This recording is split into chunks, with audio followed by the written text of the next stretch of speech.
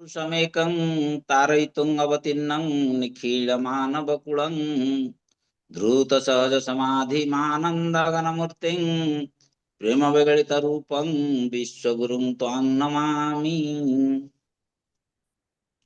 परम प्रेममय श्री ठाकुरଙ୍କ श्री चरणरे कोटि कोटि प्रणाम। परमाराध्या जगत जननी श्री बड़माଙ୍କ श्री चरणरे कोटि कोटि प्रणाम। परम पूज्यपाद श्री श्री बड़दांकर श्री चरणरे कोटि कोटि प्रणाम। परम पूज्यपाद श्री श्री आचार्य देवଙ୍କ श्री चरणरे कोटि कोटि प्रणाम। परम पूज्य अभिन्दाଙ୍କ समेत गुरु परिवार समस्तଙ୍କ श्री चरणरे भूमिष्ठ प्रणाम। आज सकाळे गोविंदपुर सत्संग केन्द्र आनुकूल्य आयोजित आभासी सत्संग रे योगदान करिवार सुजोग लाभ करिबारु मु निजको धन्य मन करुच्ची एवं विज्ञान भाई मते सुजोग देइथिबारु मु तांक निकटरे कृतज्ञता ज्ञापन करुच्ची।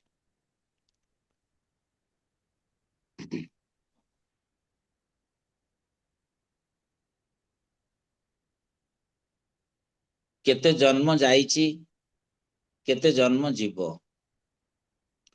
भजन कीर्तन होउतला, बाणी पाठ होउतला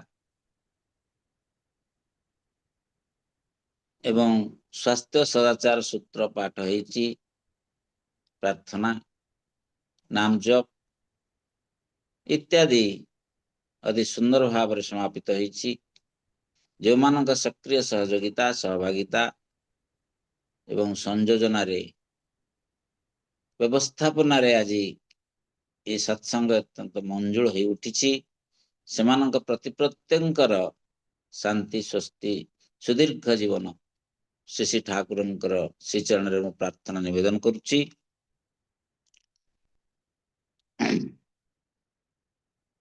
ठाकुर भाववाणी रे कहिसेंति हे मानव तुमे काहेकि डरुच,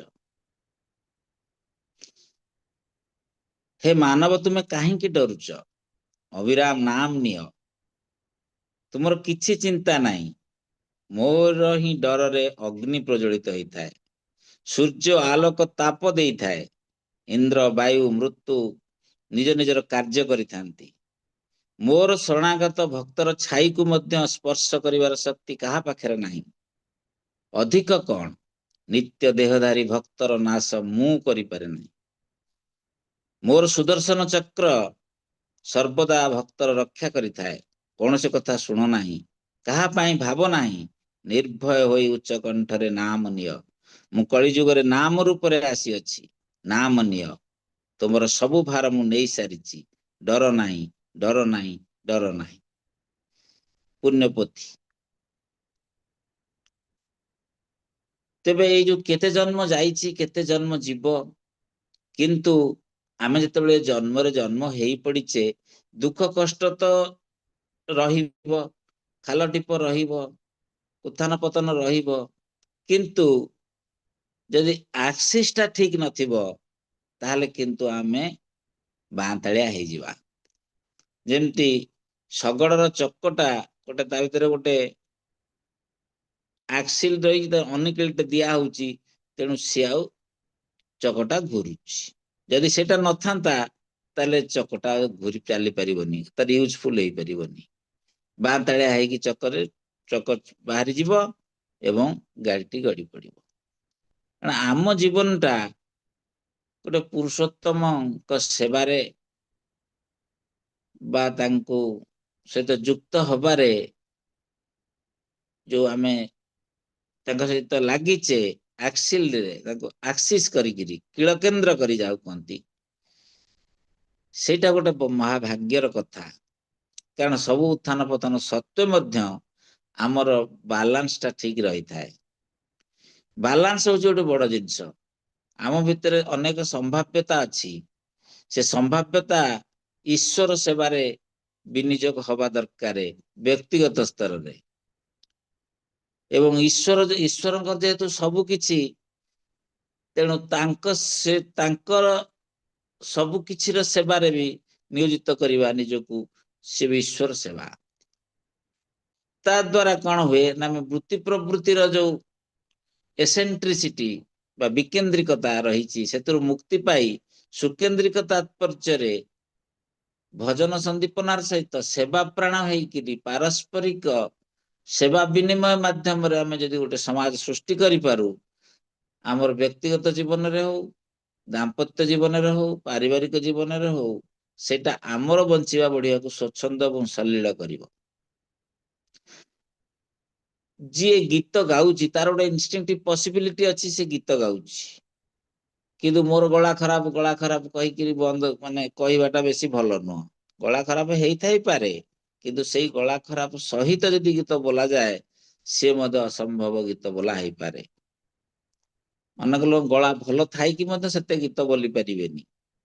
ଗୀତ ବୋଲିବାର ଲକ୍ଷ୍ୟ ହଉଛି ତାଙ୍କ ସହିତ ଯୁକ୍ତ କରେଇବା ଲୋକଙ୍କୁ। ତାଙ୍କ ସହିତ ଯୁକ୍ତ ଯଦି ଲୋକଙ୍କୁ ତମେ କରେଇ ପାଇଲ, ସେ ଯୋଉ ପ୍ରକାର ହେଇଥାଉ, ଉତ୍ସବ କରିକି ହଉ, ଗୀତ ବୋଲିକି ହଉ, ଭଜନ କରିକି ହଉ, କୀର୍ତ୍ତନ କରିକି ହଉ, ନାମ ଦେଇକି ହଉ, ଖୁଆଇ ପିଆଇ ଲୋକଙ୍କୁ ହଉ, ସେବା ଦେଇକି ହଉ, ଯେକୌଣସି ପ୍ରକାର ଯଦି ତାଙ୍କ ସହିତ ଯୁକ୍ତ କରେଇ ଦେଇ ପାରିଲ, ତାହେଲେ ତମେ ତାର ଗୋଟେ ବଡ ମଙ୍ଗଳ କଲ। କାରଣ ମୁଁ ଏକୁଟିଆ ଯୁକ୍ତ ହେଲେ ମୁଁ ତ ଏକୁଟିଆ ବଞ୍ଚି ପାରିବିନି, ଆଉ 10 ଜଣ ଏକାଠି ହେଲେ ଯାଇ ତାର ଗୋଟେ ମଧୁରତା ଆସିବ। ସେଥିପାଇଁ ଆମେ ଯୋଉ ଠାକୁରଙ୍କର ଏ ଯୋଉ ଆଲୋଚନା କରୁଛେ ବିଷୟରେ, ଆଲୋଚନା କରିବାର ଉଦ୍ଦେଶ୍ୟ ହିଁ ତାଇ ଆମର କଥାଟା ଯେମିତି ତାଙ୍କ ସହିତ ଲୋକକୁ ଯୁକ୍ତ କରିଦବ। ବାହାରଟାକୁ ଆମର ଦେଖିବାର ନାହିଁ, କିଏ କଣ କରୁଛି ନ କରୁଛି ଆମେ ସେଇଟା ଦେଖିବାର ନାହିଁ, କିନ୍ତୁ ଆମେ ଯେତେବେଳେ ଅର୍ଗାନାଇଜ ଚାଲିବା, ଆମେ ଗୋଟେ ଲିଭିଂ ୟୁନିଭର୍ସିଟି। କାରଣ ଠାକୁର ଯେତେ ଗୁଡିଏ ବାଣୀ ଦେଇଛନ୍ତି ବା ଯାହା କରିଛନ୍ତି, ସବୁ ମୋ ପାଇଁ। ମୁଁ ତାକୁ ପାଳନ କରିବି ଏବଂ ମୁଁ ଗୋଟେ ଏକ୍ସାମ୍ପଲ ହେବି। ତା ଯଦି ଲକ୍ଷ୍ୟ ହୁଏ ବ୍ୟକ୍ତିଗତ ସ୍ତରରେ, ତାହେଲେ ଗୋଟେ ନୂଆ ସମାଜ ସୃଷ୍ଟି ହବ, ଯୋଉଠି କି ସମସ୍ତଙ୍କ ସମାବେଶ ସୃଜନୀ, ଶ୍ରେୟ ସୃଜନୀ, ସଂଗତି ଓ ସମାବେଶ ହବ। ସେଟାକୁ ଉତ୍ସବ କୁହାଯାଇପାରେ। କାଲି ସୁଧା ସର୍ଜନା ଉତ୍ସବ ହେଇଥିଲା। ଆଉ ସୁଧା ସର୍ଜନା ମାନେ କଣ? କ୍ରିଏସନ। ସୁଧା ମାନେ ଅମୃତ। ଅମୃତ ଟା କ୍ରିଏଟ ହଉଛି ସେଠି।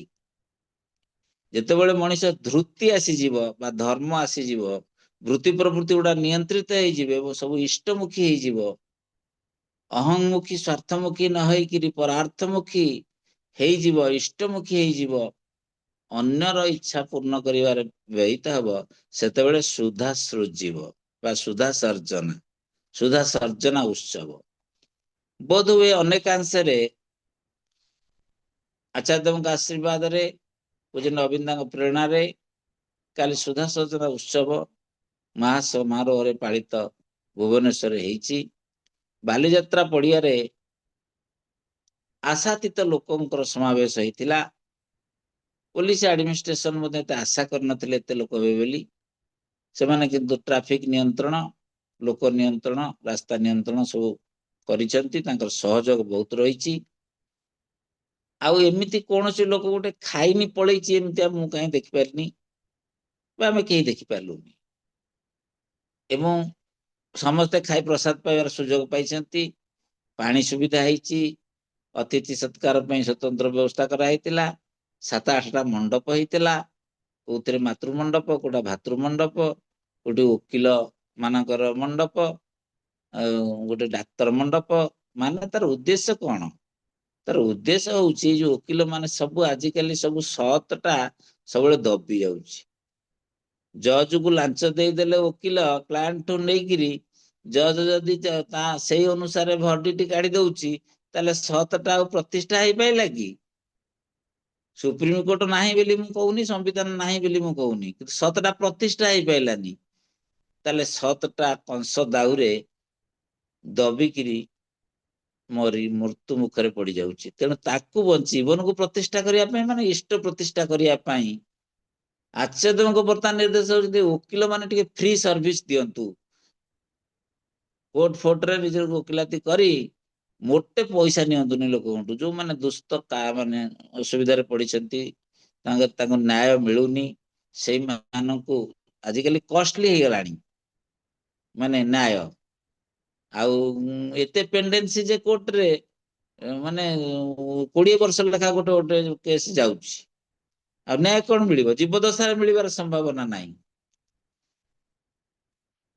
ଯଦି ସୁପ୍ରିମକୋର୍ଟ ଏଇ ଅବସ୍ଥାରେ ପଡିଛି, ଜଜ୍ ଏଇ ଅବସ୍ଥାରେ ପଡିଛନ୍ତି, ଏବଂ କିଏ ଜଣେ ଯଦି ଗୋଟେ ଖାଲି ସାଧାରଣ ଭାବରେ ଯଦି ଗୋଟେ ଲୋକ ଛୋଟିଆ ଭୁଲଟେ କରିଛି, ସେ 25 ବର୍ଷ ଜେଲରେ ରହି ସାରିଲା ପରେ ସେ ନିର୍ଦ୍ଦୋଷରେ ଖଲାସ ହଉଛି, କାରଣ ଫଲସ ଚାର୍ଜେସ ତା ନାଁରେ ଫ୍ରେମ ହେଇଥିଲା।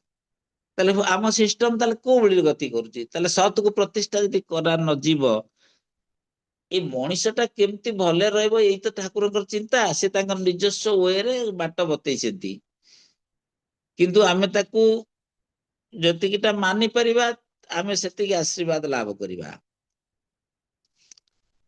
ରୋଗ ତ ହବ ନିଶ୍ଚିତ, ଖାଦ୍ୟପେୟ ପୋଷାକ ପରିଚ୍ଛଦ ଏସବୁ ଠିକ ନ ରହିଲେ, ସଦାଚାର ନ ରହିଲେ ରୋଗ ହବ। ତାର ନିରାକରଣ କରିବା। ଯୋଉ ବୁଦ୍ଧ ଦେବଙ୍କର ଯାହା ହେଇଥିଲା ନିରାକରଣ କରିବା, ସେମାନଙ୍କ ଶକ୍ତିମାନ, ସେମାନଙ୍କ ନଜର କିନ୍ତୁ ନିରାକରଣ ଦିଗରେ। ଆଧ୍ୟାତ୍ମିକତା ନା ବାସ୍ତବବାଦୀ। ମୋ ଦେହ ଖରାପ କାହିଁକି ହେଲା, ତାର ମୂଳ କାରଣ ଟାକୁ ଜାଣିବା, ସେଇ କାରଣଟାକୁ ଉଦ୍ଭାବନ କରି ତାର ନିରାକରଣ କରିବା। କୋଉ ଔଷଧ ଖାଇଲେ ସେଇଟା ଭଲ ହବ। ଈଶ୍ୱର ଗୋଟେ ମାନେ ଇଏ ନୁହଁ, ଅନ୍ଧବିଶ୍ୱାସ ନୁହଁ, ଏଇଟା ଗୋଟେ ଫିଲସଫି। ଆପଣ ନିଜ ଭିତରେ ଯୋଉ ଈଶ୍ୱର ଅଛନ୍ତି ତାଙ୍କର ମେଣ୍ଟେନାନ୍ସ କରନ୍ତୁ ତ ଆଗେ। ଆପଣଙ୍କ ବିଙ୍ଗ ରେ ଯୋଉ ଈଶ୍ୱର ବହିଛନ୍ତି, ସେ ଈଶ୍ୱର କେମିତି ତାଙ୍କୁ ଡିସେଣ୍ଟ୍ରି ନହବ ସେ କଥା ଦେଖନ୍ତୁ, ତାପରେ ଅନ୍ୟ କଥା ଚିନ୍ତା କରିବେ। ସେଥିପାଇଁ ଗୋଟେ ଡାକ୍ତର କନଫରେନ୍ସ ହେଇଥିଲା, କାରଣ ମଣିଷର ଅଜ୍ଞତା ତ ବହୁତ। ଆମର ତ ଏଇ ଅଜ୍ଞତା ବିରୁଦ୍ଧରେ ଯୁଦ୍ଧ କରିବା କାମ। କୋଉ ସକାଶେ କାହାକୁ କୋଉ ରୋଗ ହଉଛି, ସମସ୍ତେ ତ MBBS ଆମେ ପଢି ପାରିବାନି। ଯୋଉମାନେ କଷ୍ଟ କରି MBBS ଅନ୍ତତଃ ପଢିଛନ୍ତି, ସେମାନେ ଯଦି କମ କଷ୍ଟରେ ଯଦି ଲୋକଙ୍କୁ ଫ୍ରି ସର୍ଭିସ ଦିଅନ୍ତି ମେଡିକାଲରେ, ତାହେଲେ ଅନେକ ଲୋକ ଉପକୃତ ହେବେ। ଠିକଣା ସମୟରେ ଇଏ କରିହବ, ଡାୟଗ୍ନୋସିସ୍ ଟା କରିହବ, ଅସ୍ତିତ୍ୱ ଟା ବଞ୍ଚିଯିବ ତ। ଧର୍ମ ମାନେ ହିଁ ଅସ୍ତିତ୍ୱ। ମୋ ଅସ୍ତିତ୍ୱ ଟା କେମିତି ବଞ୍ଚିବ, ବୋଥ ଇଣ୍ଡିଭିଜୁଆଲି ଆଣ୍ଡ କଲେକ୍ଟିଭଲି। ତାପରେ ମୁଁ ଗୋଟେ ରୋଜଗାର କରି ଗୋଟେ ସୁନା ଚେନ ପିନ୍ଧି, ତାକୁ ଆଉ ଜଣେ ଛଡେଇକି ଭିଡିକି ନେଇକି ପଳେଇବ, ଏଇଟା କେମିତି ହବ? କିନ୍ତୁ ଅଭାବରେ ପଇଲେ ମଣିଷ ଭିଡିକି ନେଇ ପଳେଇବ, କାରଣ ସିଏ ବି ଚାହୁଁଛି ଗୋଟେ ହିରୋ ହୋଣ୍ଡା କିଣିବ, ଚଲେଇବ, ତାର ପଇସା ନାହିଁ। ତେଣୁ ସମାଜକୁ ଦେଖିବାକୁ ହବ। ତେଣୁ ଅନ୍ୟକୁ ବଞ୍ଚାଇ ନିଜେ ରହେ, ମାନେ ସେମାନଙ୍କର ୱେଲଫେୟାର ନ ଦେଖିଲେ ସେମାନେ ସୁନା ଛିଣ୍ଡେଇବେ। ଏଇଟା ନିରାକରଣ ଦିଗରେ। କିନ୍ତୁ ଆମେ ବି ନିରାକରଣ ଦିଗରେ, ସେଦିନ ଉତ୍ସବ କାଲି ହେଇଥିଲା, ମନା କରାହେଇଥିଲା କେହି ସୁନା ଚେନ ପିନ୍ଧିକି ଆସିବନି। ଯୋଗକୁ କେହି କାଲି ମାନେ ପିନ୍ଧନ୍ତୁ କି ନ, ଗୋଟିଏ ମାନେ ସ୍ନାଚିଂ କେସ୍ ନାହିଁ। କେହି କାହାଠୁ ଛିଣ୍ଡେଇକି ନବାର ଗୋଟେ ଉଦାହରଣ ନାହିଁ। ଅନ୍ୟ ଜାଗାରେ ଯଦି ମୁଁ ଗୋଟେ ସୁନ୍ଦରଗଡ଼ ଯାଇଥିଲି, ସେଠି ଉତ୍ସବ ଭିତରେ 4ଟା ଚେନ୍ ଚାଲିଗଲା ଘଣ୍ଟାଏ ଭିତରେ। ଯେମିତି ସତେ ଯେମିତି ପୁଣି ଆଉ 15 ମିନିଟ୍ ଭିତରେ ଆଉ ଗୋଟେ ଚେନ୍ ଯିବ, ଏଇଭଳିଆ ହେଇଥିଲା ସୃଷ୍ଟି। କିନ୍ତୁ ଏଠି କାଲି ସୁଧାସଚନ ଏତେ ଲୋକ ଥିବା ସତ୍ତ୍ୱେ ମଧ୍ୟ, ଏତେ ଗହଳି ଭିତରେ ବି ସୁନା ଚେନ୍ କେହି ଛିଣ୍ଡା ନାହିଁ, କିମ୍ବା କେହି ପିନ୍ଧିକି ଆସି ନଥିଲେ ସେଇଭଳିଆ ମାନିକିରି ବୋଧେ। ଯାହା ହଉ, ସେମିତି ଇନସିଡେଣ୍ଟ ହେଇନି। ଆଉ ପାର୍କିଂ ରଖିବା ପାଇଁ ତ ଗାଡି ବହୁତ ଥିଲା, ହଜାର ହଜାର ଗାଡି ପାର୍କିଂ, 4-5ଟା ଜାଗାରେ ପାର୍କିଂ ଥିଲା। ଆଉ ଅନେକ ଲୋକ ଆସିଥିଲେ, ଗୁରୁ ଭାଇ ମା ମାନେ ଆସିଥିଲେ, ସବୁ ଉପଭୋଗ କଲେ। ହ୍ୱାଇଟ ବ୍ୟାଣ୍ଡ ଆସିଥିଲା ଦେଓଘରରୁ, ସେମାନଙ୍କୁ ସବୁ ସମ୍ବର୍ଦ୍ଧନା କରାହେଲା। ଆଉ ଠାକୁର ଥିଲା ବେଳେ ମଧ୍ୟ ଏମିତି କୀର୍ତ୍ତନ ହେଇନଥିବ ବୋଲି ମୁଁ କହୁଛି। କାହିଁକି ନା ବର୍ତ୍ତମାନ ଯୁଗକୁ ଚାହିଁକିରି ମଡିଫାଏ କରିକି ଅବିନ୍ଦା ତାକୁ ଗୋଟେ ମଡର୍ଣ୍ଣ ଷ୍ଟାଇଲ ରେ କରିଛନ୍ତି, ଯେ ଅତ୍ୟନ୍ତ ଉପଭୋଗ୍ୟ। ଏତେ ଝିଅ ପୁଅ ନିର୍ବିଶେଷରେ ସମସ୍ତେ ନାଚୁଛନ୍ତି, ଗୋଟେ ଜେସସ୍ ଖ୍ରାଇଷ୍ଟଙ୍କର ମ୍ୟୁଜିକ କନସର୍ଟ ଭଳିଆ, ଖ୍ରୀଷ୍ଟିଆନ ମାନଙ୍କ ମ୍ୟୁଜିକ କନସର୍ଟ ଭଳିଆ ଲାଗୁଛି। ଏବଂ ସବୁ ୟଙ୍ଗ ମା ସେଥିରେ ବେଶୀ ଆଟ୍ରାକ୍ଟେଡ। ଏବଂ ସେଇ ବେଶୀ ଗହଳି ସେଇ ଏକି ଆନନ୍ଦ ବୋଲା ହଉଛି ସେ ବିଭିନ୍ନ ଟୋନ ଟେନର ଅଲଗା ସବୁ ସବୁ ମାନେ ନାଚୁଛନ୍ତି ସମସ୍ତେ ଆଉ କଣ ନାଚିବାକୁ ଭଲ ଲାଗୁଛି ବୋଧେ ନହେଲେ ନାଚୁଛନ୍ତି କାହିଁକି? ହୁଁ ନାଚିବା ବି ଦରକାର ଆନନ୍ଦ କରିବା ଦରକାର ଏଇ ଆନନ୍ଦ ପାଇଁ ତ ମଣିଷ ସବୁ କିଛି କରୁଛି ଯଦି ଆନନ୍ଦ ନାହିଁ ଯଦି କାହା ସେଥିରେ କେହି ମିଳନ ହେଲାନି କେହି କାହାକୁ ଦେଖା ହେଲେନି କାହାକୁ ପଦେ କିଏ କଥା କହିଲାନି କାହାକୁ କେହି କିଛି ଖାଇବାକୁ ଦେଲାନି କାହା ସାଙ୍ଗେ ସନ୍ଧ୍ୟା ବିତେଇଲାନି ଚା ଟିକେ ନହେଲା କାହିଁକି ତାହେଲେ ସିଏ ତାହେଲେ କି ଅସ୍ତିତ୍ୱର ସଙ୍ଗ ବା ଭଗବାନଙ୍କ ସଙ୍ଗ Society, friendship and love divinely bestowed upon man. Divine ସବୁବେଳେ ତମ ପଛେ ପଛେ ରହିଛି ତମକୁ ସାହାଯ୍ୟ କରିବାକୁ କିନ୍ତୁ ତମର ଇଣ୍ଟେନସନ ଡିଭାଇନ କେନ୍ଦ୍ରିକ ତ ତାହେଲେ ଡିଭାଇନ ଇଜ ୟୁର୍ସ ତୁମେ କିନ୍ତୁ ଡିଭାଇନ କଥା ଛାଡିକିରି ଆଉ ଅନ୍ୟ କୁଆଡେ ଯଦି ବ୍ୟସ୍ତ ଅଛ ସେଥିରେ ଡିଭାଇନ କିନ୍ତୁ ବିଚାରା ଆଉ କଣ କରିବ ପାଖରେ ଥିଲେ ବି କିଛି ହେଲ୍ପ କରିପାରିବନି ସେଥିପାଇଁ ଠାକୁର କୁହନ୍ତି ଈଶ୍ୱର ଇଚ୍ଛା ତେମନି হবে ଯେମনি চলবে তুমি ফসল অবস্থা তেমনি হবে যেমনি ଉର୍ବର ଭୂମି ତାଙ୍କୁ ପ୍ରତିଷ୍ଠା କରିବା ମାନେ ଜୀବନକୁ ପ୍ରତିଷ୍ଠା କରିବା ଅସତକୁ ଅସତଟାକୁ ନଷ୍ଟ କରିବା ଅସତ ମାନେ ଯାହା ଏକ୍ଜିଷ୍ଟେନ୍ସର ବିରୁଦ୍ଧରେ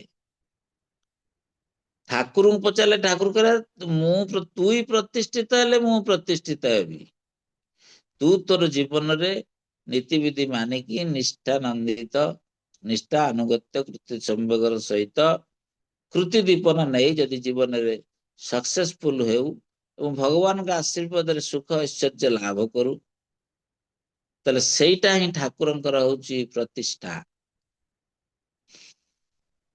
ଠାକୁରଙ୍କୁ ଧରି ତମେ କଣ ପାଇଛ ଲୋକ ପଚାରିବା ଦରକାର ନାହିଁ ସେ ଦେଖିକି ଜାଣିଯିବେ ଲୋକଙ୍କର ପାଖରେ ଆଣ୍ଟିନା ଅଛି କମ୍ପାସ ଅଛି ସବୁ ଲୋକଙ୍କର ବର୍ତ୍ତମାନ ବ୍ରେନ ବହୁତ କିନ୍ତୁ ଠାକୁରଙ୍କ ସହିତ ଯୁକ୍ତ ହେଇକି ଯୋଉ ରହିବାର ଯୋଉ ବୋକାମି କାହିଁ କହୁଛି ଠାକୁର କହିଛନ୍ତି ଟିକେ ବୋକା ନେଲେ କାମ କରିହବନି କାରଣ ଅର୍ଥମାନ ଯଶ ଇତ୍ୟାଦି ପାଇବା ଆଶାର ଦୌଡ଼ ଚାରିଆଡେ ରହିଛି ତମେ ନ ଦୌଡିବା ମାନେ ତ ବୋକା ହେଇଗଲ କିନ୍ତୁ ବୋକା ହେଲେ ବି ତୁମେ ଠାକୁରଙ୍କୁ ପାଇବାର ସମ୍ଭାବନା ସୃଷ୍ଟି ହେଇଗଲା ସେଥିପାଇଁ ନିଜର ଗୋଟେ ପ୍ରତ୍ୟୟ ଦରକାର କିଏ କଣ କରୁଛି ନ କରୁଛି ସେଥିପାଇଁ ମୁଣ୍ଡ ଖେଳେଇଲେ ଅସୁବିଧା ଦେଖିବା ଦରକାର କିନ୍ତୁ ତୁମେ ତମର ସର୍ଭିସ ମେଣ୍ଟାଲିଟି ରହିବା ଦରକାର ସର୍ଭିସ ମାନେ ସେବା ମୋ କାମ ହେଲା ଲୋକଙ୍କର ସେବା କରିବା କି କାହାର ଗୋଟେ ଦିଟା ଲୋକଙ୍କର ସେବା କରିବା ଗୋଟେ ପିପିଳିକାର ନହେଲା କାହିଁକି ଗୋଟେ ସେବା କରିବି କାହାର ଗୋଟେ ସେବା କରିବି ଏ ପାଣି ଦେବି କାହାକୁ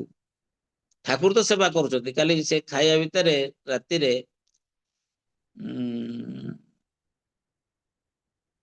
ମୁଁ ପାଣି ଆଣି ନଥିଲି ଡାଲମା ଟା ଖାଲି ନେଇ ଆସିଲି ସେ ବସିକିରି ଚେୟାର ଟେବୁଲ ପାଖରେ ବନ୍ଧୁ ଜଣଙ୍କ ସାଥିରେ ନେଇଥିଲି ତାକୁ ଚେୟାର ଟେବୁଲ ପାଖରେ ଯାଇ ବସି ପଇଲି ସେଠି ସୁବିଧା ଥିଲା କେହି ବସିନାହାନ୍ତି 10-20 ଲାଇନ ଚେୟାର ପଡିଛି ଟେବୁଲ ପଡିଛି ସେଠି କେହି ଯାଇପାରୁନାହାନ୍ତି ଦେଖି ନାହାନ୍ତି ବୋଧେ ସେପଟେ କେହି ସେ ଖାଲି ପଡିଛି କେହି ବସିନାହାନ୍ତି ବସିଲୁ ଦେଖିଲା ବେଳକୁ ସେ ତଳେ ଗୋଟେ ଢାବଲ ପଡିଛି ମାନେ ପାଣି ଢାବଲ ସେ ଢାବଲ ଭିତରେ ଗୋଟିଏ ପାଣି ଅଛି ତାହେଲେ ଏଇ ଯୋଉ ହଠାତେ ଗୋଟେ ପାଣି ବୋତଲ ପାଇବା ହାତଟି ଧୋଇବା ଖାଇବା God helps those who help themselves ତେଣୁ ଗଡ ସବୁବେଳେ ଅଛନ୍ତି ସିଏ ପରିପୂର୍ଣ କରିବେ ଯେ କିନ୍ତୁ ତୁମେ ତାଙ୍କୁ ପରିପୂର୍ଣ କରିବାର ଇଣ୍ଟେନସନ ନଥିଲେ ସେ ତମକୁ ପରିପୂର୍ଣ କରିବେନି ଏଇଟା ହଉଛି ଗୋଟେ ବଡ ଜିନିଷଟା ମୁଁ ତାକୁ ରିସର୍ଚ୍ଚ କରି ଜାଣୁଛି ତମେ ତାଙ୍କୁ ପରିପୂରଣ ନ କଲେ ସେ ତମକୁ ପରିପୂରଣ କରିବାର ଚାନ୍ସ ନାହିଁ ଓଲା ନୁହନ୍ତି ନା ବା ତାଙ୍କ ସିଷ୍ଟମ ସେ ଆଉ ବିଧିର ବିଧାନ ସେମିତି ଆଉ ଅନ୍ୟକୁ ବଞ୍ଚେଇ ନିଜେ ରହିବ ଧର୍ମ ବୋଲେ ତାକୁ ହିଁ କହେ ଆଉ ଧର୍ମେ ସବାଇ ବଞ୍ଚେ ବଡେ ସମ୍ପ୍ରଦାୟ ଟା ଧର୍ମ ନାରେ ଆଉ ସମ୍ପ୍ରଦାୟ ତୁ ଗୋଟେ କମ୍ୟୁନିଟି ମୁଁ ଗୋଟେ କମ୍ୟୁନିଟି ତୋର ସତ୍ସଙ୍ଗ ହେଲା ମୁଁ ଯିବିନି ମୋ ସତ୍ସଙ୍ଗ ହେଲା ତୁ ଆସିବୁନି ଏଗୁଡା ସବୁ ସାମ୍ପ୍ରଦାୟିକତା ସାମ୍ପ୍ରଦାୟିକଟା କଣ ଧର୍ମ ସାମ୍ପ୍ରଦାୟିକତା ଧର୍ମ ନୁହଁ ତୁମେ ଗୋଟେ କମ୍ୟୁନିଟି ମୁଁ ଗୋଟେ କମ୍ୟୁନିଟି ତମ ସତ୍ସଙ୍ଗ ଆମ ସତ୍ସଙ୍ଗ ଏସବୁ ନାହିଁ ଅସ୍ତିତ୍ୱ ଉପରେ ସବୁ କାରବାର ଆଉ ଅସ୍ତିତ୍ୱ ତ ସମସ୍ତଙ୍କର ଅଛି ତେଣୁ ଅସ୍ତିତ୍ୱ ଯାହାର ଅଛି ଧର୍ମ ତାର ନିହାତି ଦରକାର ଅସ୍ତିତ୍ୱ ପୁଣି मोर इंडिविजुअल एंड कलेक्टिवली माने डाक्तर आसीबे, वकील आसीबे, इंजीनियर आसीबे, माँ माने आसीबे, संगीत वाला आसीबे, तापरे भाषण वाला आसीबे, पॉलिटिशियन आसीबे, डाइवर्सिटीज हजार प्रकार लोक को ताकर चाहिदा भी अलग अलग के खाया को आसीबे, किए बही बिक्री करने आसबे, बेपार करने आसबे, किए घुगुनी बिक्री करके आसब, किए चाट तैयारी करने आसब, किए चा बिका आसब, समस्त जीवन वर्तन से पुरुषोत्तम को केंद्र करी हब। एवं समस्ते यदि क्राइम न रहिला, अपराध न रहिला, परस्पर विरोध रे के न गले, बम न फुटिला एवं परस्पर भातृभाव रहिला, शांति संस्थे आनंद रहिला, जीवन सेटा स्वर्ग हो गला। स्वर्ग हवा पाई गोटे गोटे न्यूक्लियस दरकार। से न्यूक्लियस होचंती श्री ठाकुर निजे एवं सतनाम रूप से आछंती। से सतनाम टा प्रति लोक भितरे बीज बपन हुए, ता भितरे से उद्भिन्न हेबे। प्रैक्टिस भितरे उद्भिन्न हेले कौन हबो ना, तमे भाबुतबो मु गीत बोली परिबिनी, किंतु से गीतटा को बोलेई नेबे। तेमे भाबुतबो मु कहि परिबिनी कि ठाकुर विषय कौन जानछि, मु कौन कहबी, गोविंदपुर रे मते टायर लागुछि सोईबी, ना ना सीए तांकर करेई नेबे। से कौन कहया कथा से तांकर करेई नेबे। तेमे खाली गोटे आरंभ कर दवा कथा। सेया होछि तांको उपर निर्भर कले से तांको करेइबे। साहित्य हो, संगीत हो, गल्प हो, नाटक हो, सिनेमा हो, थिएटर हो, म्यूजिकल कॉन्सर्ट हो कि सेवा टेंट हो, विभिन्न प्रकार रे आमे तांकर सेवा करि परिबा जोटा हम द्वारा संभव। सेटा से होचंती वैशिष्ट पाळी आपुर मान। तेणु वैशिष्ट अनुसार आमे सेटे कंग्रीगेट होचे। पुरुषोत्तम होचंती सकल स्वातंत्र एवं सकल विभिन्नतार सार्थक सार्थक संगम तीर्थ। से सब वैशिष्टर सार्थक संगम तीर्थ, सब स्वतंत्र सार्थक संगम तीर्थ। तांकु पाइले जीव वैशिष्ट तार स्फुरण है, ता भीतर इनहरेंट एबिलिटी टा उन्मेष है। तापर से आनंद पाए, ता जीवन वर्धन त्वरान्वित है। से जेतिकी हवा कथा आशा कर नथबो ताटो अधिक हाई पारे। ठाकुरଙ୍କ दयारे ता भितरे सी उद्भिन्न हला परे सी जा आशा कर नथिबो सेटा को से पाए। एग्जांपल डॉक्टर अभय परिडा बर्तमान डॉक्टरल डिग्री पाइले। से कौन पिला बेले भावितेबे जे मु गोटे डॉक्टरल डिग्री पाइबी बेली। से ठाकुर नाम टिके करूछंती ना आउ एवं आचार्य संघ करूछंती एवं सेठु से बही पढ़ी कि शिखुनांती।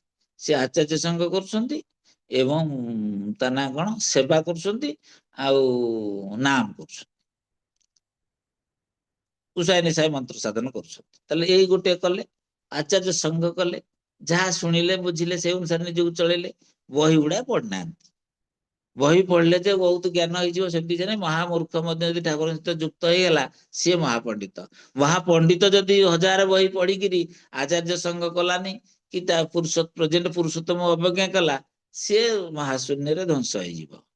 ठाकुर सब अमोघ वाक्य सब अच्छी। तेणु से सब नीति विधिर विधान मनुष्यर जीवन वृद्धि हो। जदिओ तार कार्य कारण रही, किंतु बेसिकाली एई स्टेज रे गोटे डॉक्टरल डिग्री टा मिलिला। एटा गोटे अंध को चक्षुदान भलिया मते लागे। से जो त्रिनाथ मेला रे बोला अंध को चक्षुदान देइथिल, से अमुक दिन 3 पैसा पाइले। से माने विभिन्न प्रकार हमर अवतारणा भगवानंकर अलौकिक कार्यर सब आमे ये गोटे मु भाबे एटा कार्य कारण थिले भी लौकिक हेले भी अलौकिक। कारण तथाकथित एकेडमिक डिग्री नथिले भी गोटे लोक गोटे डॉक्टरल डिग्री गोटे यूनिवर्सिटी दौ, फॉरेन यूनिवर्सिटी पुनी देइछि। तेणु एटा होछि तो वर्तमान विशेषत्व ठाकुर अनुकूल चंद्र काउ कोन करि पारंती। मोर रीति जेतले मु एमए पास कली मते कहले ठाकुर अनुकूल चंद्र मध्ये एमए रे फर्स्ट क्लास पाई पारंती। मु कि बुझी पाइलिनी कि ठाकुर अनुकूल चंद्र कोन फर्स्ट क्लास पाई पारंती। मु तो पढ़ी कि पास कली, ठाकुर कोन कले एठी। किंतु मु पास करि पारि नथांती। ठाकुर जदि साहाय्य करि नथांते ताले मु पास करि पारि नथांती। काहे कि कहूची ना मु किछि पढ़ी नतली, परीक्षा आसी गला ପରୀକ୍ଷା ଯେତେବେଳେ ଆସିଗଲା ମୁଁ ପଢା ଆରମ୍ଭ କଲି। ପରୀକ୍ଷା ଆଉ 5 ଦିନ ଅଛି। 5 ଦିନରେ ପଢିଲା ବେଳକୁ 4 ଦିନ ବେଳକୁ ମୁଁ ଦେଖିଲି କୌଣସି ମତେ 30% ଖଣ୍ଡେ ରହିଯିବ, ପାସ୍ କରିଯିବି। 6 ଦିନ ବେଳକୁ ଭାବିଲି 40% ଖଣ୍ଡେ କୌଣସି ମତେ ରଖିବି ଆଉ ଫାର୍ଷ୍ଟ କ୍ଲାସ ହବନି। ସେତିକି ବେଳକୁ ୟୁନିଭର୍ସିଟିରେ ଗୋଟେ କଣ ଗଣ୍ଡଗୋଳ ହେଇଗଲା, ବସ୍ ଫସ୍ ପୋଡାପୋଡିରେ ଛାତ୍ର ବିଶୃଙ୍ଖଳା ସକାଶେ ୟୁନିଭର୍ସିଟି ଅନିର୍ଦ୍ଦିଷ୍ଟ କାଳ ପର୍ଯ୍ୟନ୍ତ ବନ୍ଦ ହେଇଗଲା। ତାହେଲେ ପରୀକ୍ଷା ଘୁଞ୍ଚିଗଲା ମୋର ଯୋଉ ପଢିବାର ପ୍ରବଣତାଟା ଥିଲା ସେଟା ଟାଇମର ଭୋକ ଥିଲା, ମାନେ କେମିତି ମତେ ସମୟ ଆଉ 2-4 ଦିନ ମିଳନ୍ତା କି। ଠାକୁର ଦୟାକରି 2-4 ଦିନ କଣ, ମାସେ ଦେଇଦେଲେ। ମାସେ ଭିତରେ ଯୋଉ ପ୍ରକାର ମୁଁ ପଢିଲି, ସେ ପଢିବାରେ ଫାର୍ଷ୍ଟ କ୍ଲାସ ହେଇଗଲା।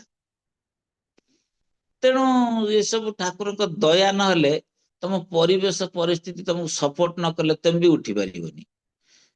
ତେଣୁ ଜୀବନ ଦଣ୍ଡକୁ ଆଶ୍ରୟ କରି ଆମକୁ ଆଚାର୍ଯ୍ୟ ହଉଛନ୍ତି ସେ ଜୀବନ ଦଣ୍ଡ। କିନ୍ତୁ ଆମେ ଆଚାର୍ଯ୍ୟଙ୍କ ପ୍ରତି ଏ ବହି ପଢା ଜ୍ଞାନରେ ରହିକିରି ଆମେ ବର୍ତ୍ତମାନ ଆଚାର୍ଯ୍ୟଙ୍କ କେନ୍ଦ୍ରାୟିତ ହେଇପାରୁନୁ। ଯଦି ନ ହଉଛୁ, ଯାଇପାରୁନୁ, ଯଦି ଗାଡି ଟିକଟ ହେଇପାରିଲାନି, ତ ସିଏ ଯୋଉ ଅର୍ଡରଟା ଦେଇଛନ୍ତି, ଏ ଦୁଷ୍ଟ ଲୋକ ତମ ଚାରି ପାଖେ ଅଛନ୍ତି, ଯୋଉ ଗୁରୁ ଭାଇ ଛାଡିଛନ୍ତି ଠାକୁରଙ୍କୁ ଛାଡିକି, ତ ପ୍ରକୃତରେ ସିଏ ଲୁଜର ହଉଛନ୍ତି। କାରଣ ଜୀବନ ବୃଦ୍ଧି ଏତେ ସରସତା ଆସିବନି, ଏତେ ଭଲ ଆସିବନି, ଏତେ ତାଜା ରହିବନି। ନେଗେଟିଭ ମାନେ ବାଧା ବିପତ୍ତି ସମସ୍ତଙ୍କୁ ରହିଛି, ତା ଭିତରେ ଆକ୍ରାନ୍ତ ହେଇକିରି ମଣିଷ ଭିତରେ ନୈରାଶ୍ୟବାଦ ନିଶ୍ଚୟ ଡେଭଲପ କରିବ। ସେମିତି ଅନେକ ନୈରାଶ୍ୟବାଦୀ ଇଷ୍ଟବୃତ୍ତି ଛାଡି ଦେଇଛନ୍ତି, କାରଣ ବିଶ୍ୱାସ ହରଉଛନ୍ତି, ଆତ୍ମବିଶ୍ୱାସ ହରଉଛନ୍ତି, ଶ୍ରଦ୍ଧା ନାହିଁ, ବିଶ୍ୱାସ ନାହିଁ, ଠାକୁରଙ୍କୁ ଧଇଲେ ସବୁ ହେଇଯିବ। ମାନେ ଏଇ ଟାଇପର ନୈରାଶ୍ୟବାଦ ଯେତେବେଳେ ବାଧା ବିପଦଟା ଆଗରେ ଆସିବ, ତାକୁ ଯଦି ଓଭରକମ ନ କରିପାରିବ ଗୋଟାଏ ଲୋକ, ସେତେବେଳେ ସେ ନିରାଶା ହୁଏ। ତେଣୁ ସେ ନିରାଶାବାଦ କରିବ। ଏଇ ପେସିମିଜିମ ବା ଡିପ୍ରେସନରୁ ଉଦ୍ଧାର କରିବା ପାଇଁ ପୁଣି ସେଇ ଆମକୁ ଠାକୁରଙ୍କର ଦେବଦୂତ ହେଇକିରି କାର୍ଯ୍ୟ କରିବା ପାଇଁ ଆଚାର୍ଯ୍ୟ ଚାହୁଁଛନ୍ତି। ତା ଦ୍ୱାରା ଆମେ ଜୀବନକୁ ବଞ୍ଚି ପାରିବା, ତାଙ୍କୁ ଉଦ୍ଧାର କଲା ବେଳକୁ ଆମେ ବଞ୍ଚିବା, ସିଏ ବି ବଞ୍ଚିବେ, ଏବଂ ବଞ୍ଚେଇ ଆମେ ଉଭୟ ଆଗେଇବା। କିନ୍ତୁ ଯୋଉମାନେ ଦୁଷ୍ଟ, ମାନେ ଗରିବ ବା ଅଳସୁଆ, ବିଭିନ୍ନ ପ୍ରକାର ବଦ ଗୁଣ ହଉ ବା ଅଧର୍ମ ସକାଶେ ସେମାନଙ୍କର ପତନ ହେଇକି ଜୀବନ ନିର୍ବାହ କରୁଛନ୍ତି। କିନ୍ତୁ ସେମାନଙ୍କୁ ଦେଖିକି ତାର କାରଣ ଆମେ ଜାଣିଥାଉ ପାରେ, କିନ୍ତୁ ଅନେକ ଲୋକ ଜାଣି ବି ପାରୁନାହାନ୍ତି କୋଉ ସକାଶେ କଣ ହଉଛି। ଆମେ ଅନ୍ତତଃ ଯୋଉମାନେ ଜାଣୁଛେ ତାଙ୍କୁ ଯଦି ବୁଝେଇ ଦେଇ ପାରିବା, ତାହେଲେ ସିଏ ସେଥିପାଇଁ ଯାଜନର ଆବଶ୍ୟକତା ରହିଛି। କିରେ ତୁ କାହିଁକି ଦାଢି ଛାଡିବୁ, ତୁ କାହିଁକି ସିନ୍ଦୁର ମାରିବୁ ମୁଣ୍ଡରେ, ତୁ ଆଜିକାଲି ଲୋକ ନିଜର ଭାଲୁଏସନ ବଢେଇବା ପାଇଁ ଗୋଟେ ମୋଟା ଚେନ ପକେଇ ଦଉଛନ୍ତି। କାଲି ମୁଁ ଦେଖିଥିଲି ଗୋଟେ ଗାଡିରେ, ମୁଁ ଆସିଲା ବେଳକୁ ଗୋଟେ 10 କେଜିଏ ସୁନା ଚେନ ସେ ପକେଇଛି ବେକେରେ। ସେ ସତ ସୁନା କି ମିଛ ସୁନା ମୁଁ ଜାଣିନି, ତେବେ ଏତେ ଗୁଡା ଚେନ ପକେଇବାର ଉଦ୍ଦେଶ୍ୟ ହଉଛି ସେ ତା ଭାଲ୍ୟୁ ଟାକୁ ବଢେଇବାକୁ ଚାହୁଁଛି। ମାନେ ତାକୁ କେହି ଅଣ୍ଡର ଏଷ୍ଟିମେଟ କରନି। ସେ ତ ହଠାତ୍ ଏଇନା ଡକ୍ଟରାଲ ଡିଗ୍ରୀ କୋଉଠୁ ପାଇବନି ତାର ଭାଲ୍ୟୁ ବଢେଇବାକୁ, ତେଣୁ ସିଏ ଗୋଟେ ଚେନ ଗୁଡେ ପକେଇଛି। ତେଣୁ ଆମେ ଆମ ଭିତରେ ଯୋଗ୍ୟତା ବଢେଇବା, ସେବା ବଢେଇବା, ନିଜର ୟୁଟିଲିଟି ବଢେଇବା, ଉପଯୋଗୀ କରିବା ସମାଜ ସହିତ। ଏମିତି କରୁ କରୁ ଟିକେ ଟିକେ, କଣ ସବୁଗୁଡା ସମସ୍ତେ କରିପାରିବେ, ଯାହାର ଯୋଗ୍ୟତା ଯେତିକି, ଯାହାର ଶକ୍ତି ଯେତିକି, ଭଗବାନ ଯେତିକି ଯାହାକୁ ଦେଇଛନ୍ତି। କିନ୍ତୁ ଭଗବାନଙ୍କ ଉଦ୍ଦେଶ୍ୟରେ ଯଦି ଆମେ କିଛି କିଛି କିଛି କିଛି କିଛି କିଛି କିଛି କରୁ, ସେଇ ଗୋଟାକ ଆମର ବଢିଯିବ। ମାନେ ସେଇ ଗୋଟା ଆମ ବଢିଯିବ, ମାନେ ଧର ତମେ ଠାକୁରଙ୍କୁ ଅର୍ଘ୍ୟ ଦେଲ, ଅର୍ଘ୍ୟ ତ ବ୍ୟକ୍ତିଗତ ଭାବରେ କାହାକୁ ଦଉନ, ଠାକୁରଙ୍କୁ ଦେଲ, ସେଇ ଠାକୁରଙ୍କୁ ଯୋଉ ଅର୍ଘ୍ୟଟି ଦେଲ, ସେଇ ଅର୍ଘ୍ୟଟା ତମ ପାଖରେ ଅର୍ଜନ ପଟୁତା ତମର ବହୁ ଗୁଣରେ ବଢିଯିବ। ଭାବିବ କହିବ ଯେପରି ବି ଦେବ, ଇଷ୍ଟ ଦେବେ ଯିଏ, ପାଇବ ରହିବ ସେପରି ବି ହେବ, ପ୍ରସାଦ ଲଭି ସିଏ। ଏଇଟା ପ୍ରକୃତିର ନିୟମ ହଲ, ଶୂନ୍ୟଯାତା ଭରିଏ ଦେବା, ଇଷ୍ଟାର୍ଥ ଅବାଧ ଉଜାଡ ହେଲେ ପଦେ ପଦେ ଫଳେ ମେୱା। ତେଣୁ ଶୂନ୍ୟଟାକୁ ପୂର୍ଣ୍ଣ କରିବା ହଉଛି ସବୁ ଜାଗାରେ ପ୍ରକୃତିର ନିୟମ। ଗୋଟେ ଜାଗାରେ ପାଣି ଯଦି ଗରମ ହେଇକି ଉଠିଗଲା ଉପରକୁ, ସେ ଜାଗାକୁ ପୂର୍ଣ୍ଣ କରିଦବା ଆଉ ଗୋଟେ ପବନ ଆସିକିରି। ଗରମ ଯଦି ପବନ ହେଇକି ଉଠିଗଲା, ପୁଣି ବାୟୁ ବହି ଆସିବ ଚତୁର୍ଦିଗରୁ। ଗୋଟେ କୂଅରୁ ଯଦି ପାଣି କିଛି କଢା ହେଇଗଲା, ସେ କୂଅ ପୁଣି ଝରିଯିବ ଆହୁରି ପାଣି। ବସନ୍ତ ଆସିଲା, ଗଛରୁ ପତ୍ର ଝଡା ଦେଲା, ବର୍ଣ୍ଣମୋଚୀ ଜଙ୍ଗଲରେ ସବୁ ପତ୍ର ଝଡିଗଲା, ପୁଣି ନୂଆ ପତ୍ର କଅଁଳି ଯିବ। ଏଇଟା ପ୍ରକୃତିର ନିୟମ। ଏଇ ପ୍ରକୃତିର ନିୟମ ପାଇଁ ଯେତେବେଳେ ପୁରୁଷୋତ୍ତମଙ୍କ ପାଇଁ ହଉ, ଈଶ୍ୱର ବା ଭଗବାନଙ୍କ ଉଦ୍ଦେଶ୍ୟରେ ହଉ, ଯିଏ ଭୂତ ପ୍ରକୃତିର ମାଲିକ, ତାଙ୍କ ପ୍ରତି ସୁକେନ୍ଦ୍ରିକ ତାତ୍ପର୍ଯ୍ୟରେ ଯଦି କିଛି ଆମେ ଦିଉ, ସେଇଟା ବହୁ ଗୁଣରେ ବଢିଯିବ। ଠାକୁର କହୁଛନ୍ତି ସକାଳେ ଯୋଉ ସକାଳୁ ଯୋଉ ସବୁ ଏକ୍ସରସାଇଜ କରନ୍ତି ସେମାନେ କଣ ଶକ୍ତିକାର ଶକ୍ତି କ୍ଷୟ କରନ୍ତି ନା ଶକ୍ତି ଆହରଣ କରନ୍ତି? ନା ଆଜ୍ଞା, ଯିଏ ସବୁ ଏକ୍ସରସାଇଜ କରନ୍ତି ସକାଳୁ ସେମାନେ ସବୁ ଶକ୍ତି ଆହରଣ କରନ୍ତି ନା ଆଉ ଶକ୍ତି କ୍ଷୟ ହୁଏନି? ନା ଆଉ ତାଇ। ତେଣୁ ପୁରୁଷୋତ୍ତମ ପାଇଁ ଯିଏ ଲେଖିଲା କବିତାଟିଏ ଲେଖୁ କି ଗୋଟେ ଗୀତଟିଏ ଗାଉ କି ସଙ୍ଗୀତଟିଏ ଗାଉ, ତାର ରିଫାଇନମେଣ୍ଟ ହେଇକିରି ସିଏ ସେଥିରେ ତାଙ୍କୁ ହିଁ ପାଇବ, କାରଣ ସେଥିରେ ସେ ଉତ୍ତରୋତ୍ତର ଉନ୍ନତି କରିବ, ସେଥିରେ ସେ ବଢିଯିବ। ସେଇଟା ତାର ଗୋଟେ ସାଧାରଣ ଆର୍ଟିଷ୍ଟ, ସେ ଗୋଟେ ମାନେ ଓଡିଶା ଲେଭେଲର ଆର୍ଟିଷ୍ଟ ହେଇଯିବ, ଓଡିଶା ପରେ କଣ୍ଟ୍ରି ଲେଭେଲର ଆର୍ଟିଷ୍ଟ ହେଇଯିବ, କିଏ କହିବ ବିଶ୍ୱ ପ୍ରସିଦ୍ଧ ହେଇଯାଇପାରେ, କିମ୍ବା ତାର ସେଇ କଳାରେ ସେ ନୋବେଲ ପ୍ରାଇଜ ପାଇପାରେ, କି କୌଣସି ପଦ୍ମଶ୍ରୀ ପାଇପାରେ, କି ପାଇବ ନ ପାଇବ ପଛ କଥା, ତାକୁ ତ ଭଲ ଲାଗିବ, ସେ ଗୀତ ବୋଲୁଛି ଆଉ। ସେ ଗୀତ ବୋଲିବାଟା ଅନ୍ୟକୁ ଭଲ ଲାଗିଲେ ସେ କହିବେ ଯେ ନାଇଁ ଏ ପୁରସ୍କାର ତାଳି ମାରିବେ, ଆଉ କଣ। ସିଏ ଖୁସି, ଯିଏ ତାଳି ମାରିଲେ ସେ ଶୁଣିକି ଖୁସି, ଯିଏ ଗୀତ ବୋଲିଲା ସିଏ ବି ଖୁସି, ଆଉ ଠାକୁର ତ ସହଜେ ଖୁସି, ଆଉ କଣ। ଏମିତିକିରି ସମସ୍ତଙ୍କ ଖୁସି ଏବଂ ଆନନ୍ଦ ଏଇ ହଉଛି ଲକ୍ଷ୍ୟ। ପୂଜନୀୟ ସିପାହୀ ତାଙ୍କୁ ଥରେ ପଚାରିଥିଲି, ମୁଁ କହିଲି ଆଜ୍ଞା ଆମେ ଯୋଉ ସବୁ ଠାକୁରଙ୍କୁ ଧରିକି ସବୁ କରୁଛୁ, ଏଟା ସବୁ ଠିକ ଠିକ ହଉଛି ନା ନାଇଁ କେମିତି ଜାଣିମୁ? ନା ତୁମ ରୀତି କିଏ? ମୁଁ କହିଲି ମୋ ରୀତିକ ତମଙ୍କ ନାଁ, ତାଙ୍କ ନାଁ ନାରାୟଣ ପଟ୍ଟନାୟକ। କୋଉଠି ଅଛନ୍ତି? ମୁଁ କହିଲି ସିଏ ବହୁତ ଦୂରରେ ଅଛନ୍ତି, ମୁଁ ତାଙ୍କ ହାତରେ ଦେଖା ହେଇପାରୁନି, ଆଉ ଆପଣ ଟିକେ ଦୟାକରି ଯଦି କହିଦିଅନ୍ତେ ତାହେଲେ ଭଲ ହୁଅନ୍ତା। ଆଉ ସେ କହିଲେ ଯଦି ଗୋଟେ ଐଶ୍ୱର୍ଯ୍ୟ ଆନନ୍ଦ ଲାଭ ହଉଛି ତାହେଲେ ବୁଝିବ ତମର ଠିକ ଠିକ ହଉଛି। ଐଶ୍ୱର୍ଯ୍ୟ ଆନନ୍ଦ ଲାଭ କରିବାକୁ ହେଲେ ତୁମକୁ ଗୋଟେ ବୋକା ହେଇକି ନିର୍ବୋଧ ହେଇକି ତୁମକୁ ବୃତ୍ତି ପ୍ରବୃତ୍ତିର ତାଡନାରେ ନ ଯାଇ ତମକୁ ଗୋଟେ ଐଶ୍ୱର୍ଯ୍ୟ କଜରେ ନିଜକୁ ନିୟୋଜିତ କଲେ ଯାଇ ଐଶ୍ୱର୍ଯ୍ୟ ଆନନ୍ଦ ଲାଭ ହବ। ଐଶ୍ୱର୍ଯ୍ୟ ଆନନ୍ଦଟା ଆମରି ଭିତରେ ଅଛି, ଆମେ ତାକୁ ଆକ୍ଟିଭେଟ କରିପାରୁନୁ, କାରଣ ଆମ ବୃତ୍ତି ପ୍ରବୃତ୍ତି ମାଡି ବଉଛି। ସେଥିପାଇଁ ଠାକୁରତ୍ୱ ଜାଗ୍ରତ ମାନେ ଏ ଐଶ୍ୱର୍ଯ୍ୟ ଆନନ୍ଦଟା ପାଇବା। ଠାକୁର ହଉଛନ୍ତି ପରମାନନ୍ଦ, ଏକି ଆନନ୍ଦ ପରମାନନ୍ଦ, ପୁରୁଷୋତ୍ତମ ଲୀଳା ଅଭିନବ। ତେଣୁ ସେଇ ପରମାନନ୍ଦ ଯିଏ, ତାଙ୍କୁ ନିଜ ଭିତରେ ଜଗେଇ ତୋଳିବାଟା ହଉଛି ଆମର ଏକମାତ୍ର କାମ। ତା କେବଳ ଠାକୁରଙ୍କ ଅନୁଶାସନବାଦକୁ ମାନିକି ଚଳିପାରିଲେ ହେଇପାରିବ। ଜୟଗୁରୁ। ସମସ୍ତଙ୍କର କଲ୍ୟାଣ ହଉ। ଜୟଗୁରୁ। ଆଜ୍ଞା ଜୟଗୁରୁ। ଜୟଗୁରୁ। ଜୟଗୁରୁ।